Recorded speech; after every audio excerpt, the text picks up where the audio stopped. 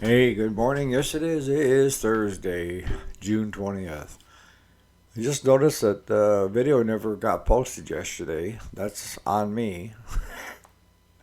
I got full blown trying to get hay done, I guess. I thought I hit upload. Uh, but anyhow, yeah, I pushed it up this morning, alright? So I thought what we'd talk about today is how to make your operation more efficient or how to make your shop more efficient so that you're maximizing money and not leaving any on the table. So stay tuned.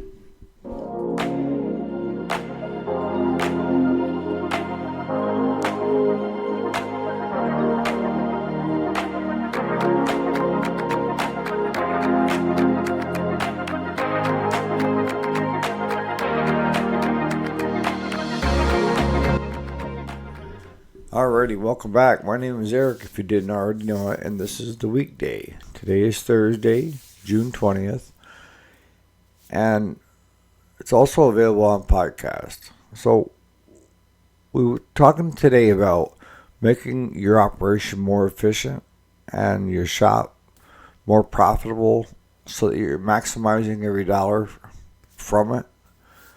And I was told by a friend of mine, an older friend that had a shop, and he mostly worked on tractors, but it equates to anything. He said every mechanic needs 3 bays. And I said, 3 bays? He goes, yeah. In reality, you have 3 bays, right? And you start on bay one, let's say Monday morning, and you get as far as you can get to where you have to wait for parts.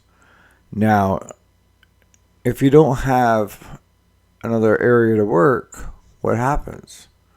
You're stuck with your thumb up your ass waiting for parts to come in, right? And that mechanic, if you're hiring someone, is just standing around because there's nothing to do while parts are coming in, right? That's where the secondary bay comes into play. So once you get done with the first one, you order the parts. You jump over to the second unit and start working on that. And you get to the point of where you need parts and you need to order them. You're stopped. You're dead in the water. You're still waiting on the parts for bay one. Now you just order parts for bay two. Now what? See, that's where bay three comes in. Bay three is you start tearing the next piece of equipment down. And by the time you get to the point of where you need to order parts, hopefully bay one's parts have now arrived so that mechanic can jump back over into bay one. And then once bay one is done, kicked out, another one brought in, tractor number two is ready to be worked on because the parts came in, kick that out, bring another one in, work on that until bay three parts come in. And then you have a good flow, right? Now with working on lawnmowers, trimmers, and that, you don't need as big an area. The bays in our shop, we could have 6 units tore apart in there. And the nice thing about when you're working on lawnmowers and push mowers and stuff like that, you actually could set them outside as long as if it's something you're working on, like waiting on air cleaners, belts, and that. So those you can shove outside, right? If it's a riding lawnmower and you're waiting for an air cleaner, belt, what have you, you can flip the hood down if you're doing any work underneath the hood. And a lot of times we can tell if it needs a belt without tearing everything apart on it, but we go ahead and we order the belt. And Travis made a good point. Instead of fricking around a lot of times, it's just as easy to cut the belt, get rid of the old belt, and just bring up schematics online. They're available. If it's not already stamped on the deck of how the belt is routed around the pulleys and idler pulleys, right? Around the spindles. Now, how big an area do you really need? Well, if you're a one-man band, the idea is to keep things moving, right? That's where you make your money. And if you got something in front of you that you're working on at all times, then you're making money, hopefully, right? But what I'm getting at is a lot of times, that's the biggest problem is efficiency isn't there in the shop. And that could be anything like with the tool challenge that we did. If you're spending half your day looking for a certain tool, or you're spending half a day just walking back and forth to the toolbox, you're not getting the maximum value, right? Because half your day is already gone just in travel on your feet, right? So if you can take and move the unit as close to the toolbox, or set tools out that you think you might need on like a tool tray and slide it over to that unit, and then when you're done, put the tools back so you know where they are. And when you go to the next one, load your tool tray up on the tools that you think you're going to need for that one. So that way, that's something that I learned from you guys, is a way to be more efficient. Because it's a lot of time consuming just walking back and forth looking for the right wrench instead of just having everything right there where it's handy, right? And what we've done in our shop is the area up in the retail part, I switched over so that the wall is all tools when you walk in the door. And I do the chainsaws, push mowers, trimmers, blowers, that stuff up there.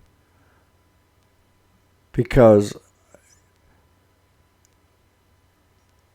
Claude, it gives him more space down below, and he can deal with the bigger items to get them in and get them out.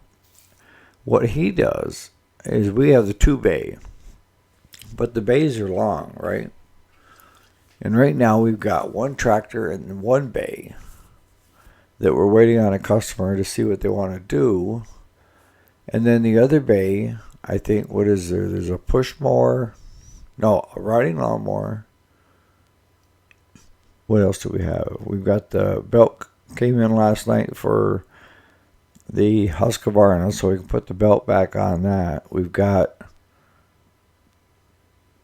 2 tractors, lawnmowers to pick up today. So he tries to keep one complete bay, the long bay, open for just service work and quick turnarounds. And then he uses the other bay for longer term projects of where he's waiting on parts and stuff. And the same philosophy applies, right? In the long bay, he could fit easily 3 riding lawnmowers without any issues. And then have the other bay just for what he thinks are going to be, I got to order parts. Now, like on the Husqvarna, he brought that in, realized it needed a new deck belt, got everything all blown off, and then just simply backed it out and tagged it. Needs a belt. So that's one way that you can increase your productivity and maximize how much money you're going to have coming into the shop. Now, some of the bigger dealers spend a lot of time on warranty work that are selling, floor plan, and they're selling the units. And they may have one tech mechanic dedicated to just the warranty work. If they're really big, they may have a couple techs. But a lot of times they'll have 4 or 5 bays that are huge, right? So those are just some ways of maximizing efficiency, right? So the other thing is making sure that you're getting the correct parts ordered. And with most of my OEM and aftermarket companies, I'm looking at 3 days most. And all I need to do is to have that order in by 3 o'clock, and most of them I'll be here tomorrow night. If I order it today by 3, it'll be here tomorrow night for the next morning just to work on. Coming UPS. But the other way, yeah, and before I jump to the next one, is a lot of times if you're the mechanic, you're the one-man band, you're also the parts manager / owner, customer service. In between every machine, you have to take a few minutes and go in and put on the order what you need for parts, right? You do a parts lookup. If you have a parts manager, that mechanic, if you're the mechanic and you're going to your parts manager, you need to make sure, like, well, don't just tell them you need a deck belt. Now what happens is the deck has 2 belts on it. Which belt are you talking about? So that's why if Claude needs parts, I have him either come up and when I'm doing the parts lookup to show me which parts he needs, or I'll go out into the shop and look at the equipment and jot down what parts he needs, and I also jot down the model number. And I got a little black book that I started here in January that's more helpful too. Is every customer, when they come in, I put their name in the book and then the model number of their lawnmower, their riding lawnmower, or the model number of their push mower. And I do that because a lot of times during the middle of the summer, we'll get a customer call and say, I just had a deck belt go. Can you just get a deck belt and bring it out and put it on and I'll pay you for a service or a service call? And if I've got their model number right in my hand, I don't have to ask them. I can just ask them, is it this mower? And they'll say, yes. So I already have the model number, so I punch it up. Look, is it in stock? If it is, arrange to run out and put that belt on and get them going again. So that brings us to the next thing, is you've improved efficiency of the shop, right? The flow and how to get the tools closer to the units you're working on and having the correct tools so you're not spending a lot of time during your day walking back and forth. You know, we've seen them all right? The ones that need, let's say, a ratchet wrench, and for some reason they can't look at the head of the bolt and know what size it is. And you watch them walk back and forth trying different ones, from the toolbox to the, when if they just grabbed a handful of wrenches and went over and figured out which one it was, you'd have one trip, right? Alrighty, so the other way to become efficient and maximize profits is inventory. Now, you can't stock everything all the time. I know what we normally sell in a given year and how many of these belts, how many of those belts. So what I end up doing with that is I order ahead. Like if I know I use 5 or 6 of the same belt, I'll order 2 in the spring, or I'll order 2 during the winter to make up orders that I'm putting in so that I get above the, some are free shipping. But so I have a list of how many I bought the season before, and I just bring in a couple if I bought 4 or 5 of that same belt. Now, when it comes to oil filters, fuel filters, we buy those by the case. Spark plugs by the case of the most common. And again, I'm looking at the prior year of what I've seen, and if there's a reoccurring theme of a certain spark plug or a certain air filter, then I'll bring those in sometime during the season or in the off season. And what I'm trying to do is, like for the guys that just need a service and out the door, I do the same thing with the blades. is I try to have on hand your oil filter, fuel filter, air filter, spark plugs, mower blades, deck belts, drive belts in stock. And that cuts down on how long that unit is in the bay, right? If the mechanic isn't waiting on parts in bay 1, he can knock that one in and out and bring in the next one. But instead of working on that one, I want him to jump to number 2, so that first in, first out, right? You don't want to just keep working on bay 1 if you're servicing and you're getting them in and getting them out, getting them in and getting them out, right? And you don't give any attention to bay 2 and bay 3. And they were in line after number 1. So when it comes to that, if I have the parts, we get it done, get it out, bring another one in, park it, and Claude jumps over to the second one that came in, and the third one that came in, so that we stick with the first in, first out. And he may go through all 3 of them and have all the parts on hand to do all 3, kick all 3 out, bring in 3 more, and then start over again.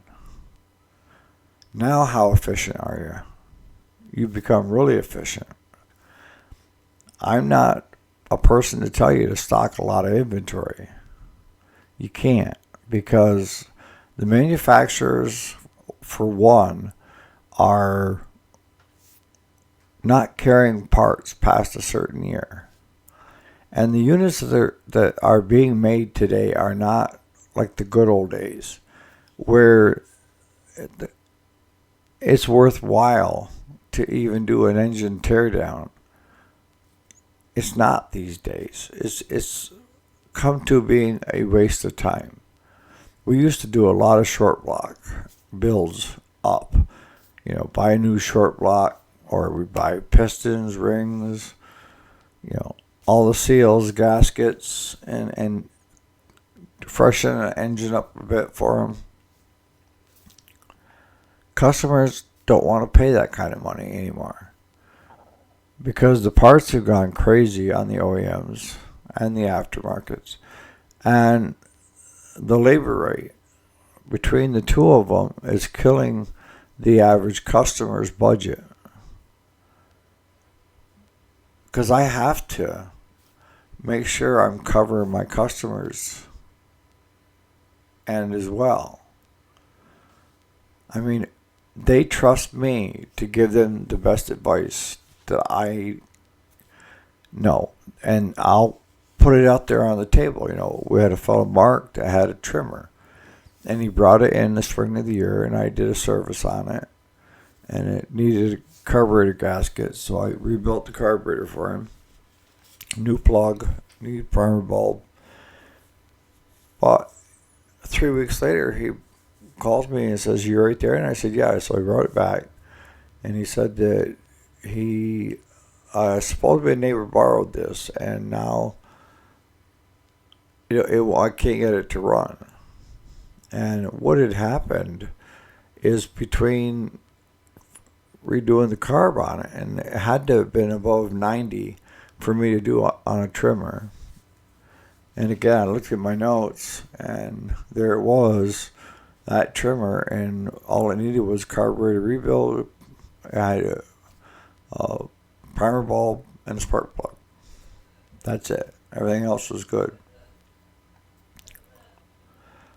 Between then and now we have no compression. I mean, we're begging at 45, 46. So in the past 3 weeks, something had happened to that trimmer that caused it to lose compression. And they can go just like that. The hard ones to swallow are the ones that have got good compression. You do the work and get it back to the customer, and a week or 2 later is back with no compression. And now you have to tell the customer it's not worth fixing. But in Mark's case, Mark called and he said, "What's the verdict on that weed eater?" And I said, I hate to be a bearer of bad news, but I'm not getting enough compression for it to run. And he said, so what are you telling me? I got to take your experience in here. That is there something worthwhile to fix, or should I just get a new one? And I said, you want my honest advice? He said, absolutely. I said, well, I would say go buy a new one, because this Poulon is probably 8-10 years old as it is. And for the cost of what it would cost to rebuild it, and the parts, aftermarket parts, and the Chinese parts have brought the prices down on the rebuilds, but it's still time and labor intensive. I'm going to start wrapping this up, but what do you guys, I know I'm missing some things, what do you guys do in your shops or your repair business to maximize profits and maximize time on equipment? What do you do when you're waiting on parts? You know, do you order parts like I do with the inventory, that you know if you're going to use 10 of them, bringing in 2 or 3 just to have on the shelf? And the other thing we have to look at now too, and this is a hard pill to swallow, is a lot of the manufacturers are discontinuing parts for everything over 4 to 5 years old. And you get customers like mine that take care of their stuff, it's going to last well past that time. And the hard thing is now it's no longer available for the parts. So now you're stuck with either Chinese or aftermarket. That's your only choice. Aftermarket will carry parts a little bit longer. They're looking at, is there still a need? If there's still a need, then we'll get it. But now some aftermarket companies actually buy from the OEM supplier, and they're going to run into no longer available. So on that note, you guys have a great Thursday. Sorry about the video yesterday, but it's up there now. And we'll catch you here bright and early tomorrow morning. Thanks so much for watching, guys.